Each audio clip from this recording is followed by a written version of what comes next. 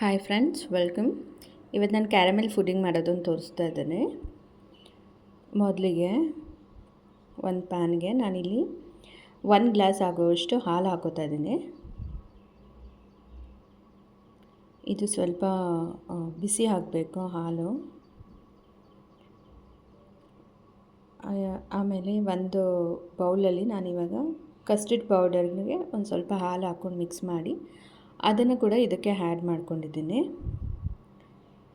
ಒಂದು ಅರ್ಧ ಬೌಲ್ ಆಗುವಷ್ಟು ಸಕ್ಕರೆ ಚೆನ್ನಾಗಿ ಮಿಕ್ಸ್ ಮಾಡ್ಕೊಳ್ಳಿ.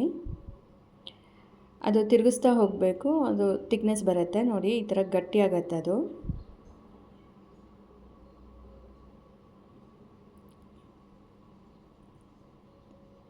ಇದು ಈ ತಿಕ್ನೆಸ್ನಲ್ಲಿ ಇರಬೇಕು. ಈಗ ಇದಾಗಿದೆ.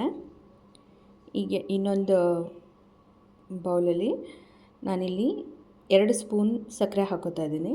ಇದಕ್ಕೆ ಯಾವುದೇ ನೀರು ಹಾಕಬೇಡಿ, ಜಸ್ಟ್ ಹಾಗೇನೇ ಅದು ಮೆಲ್ಟ್ ಆಗಬೇಕು. ತಿರುಗಿಸ್ತಾ ಹೋಗಿ, ಇಲ್ಲಾಂದರೆ ಕೆಳಗಡೆ ಸೀದಂಗೆ ಅನಿಸುತ್ತೆ.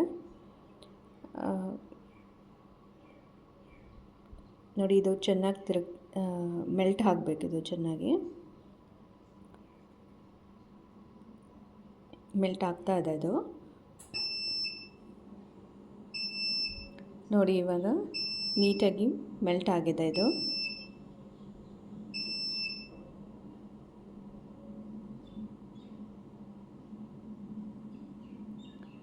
ಈಗ ಇದನ್ನು ಒಂದು ಬೌಲಿಗೆ ಹಾಕೋತಾ ಇದ್ದೀನಿ.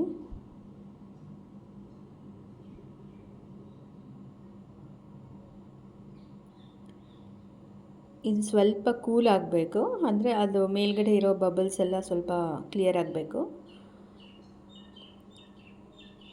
ಒಂದು 3 ಸೆಕೆಂಡ್ಸ್ ಇದು ಕೂಲ್ ಆಗಿಬಿಡತ್ತೆ ಬೇಗ.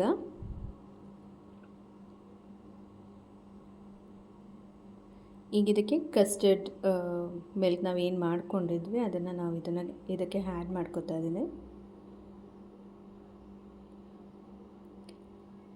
ಈಗ ಇದನ್ನು ರೆಫ್ರಿಜಿರೇಟರ್ನಲ್ಲಿ ಇಡಬೇಕು.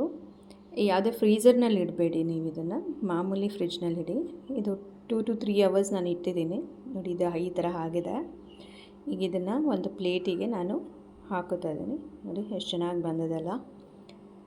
So caramel pudding is ready. Thank you.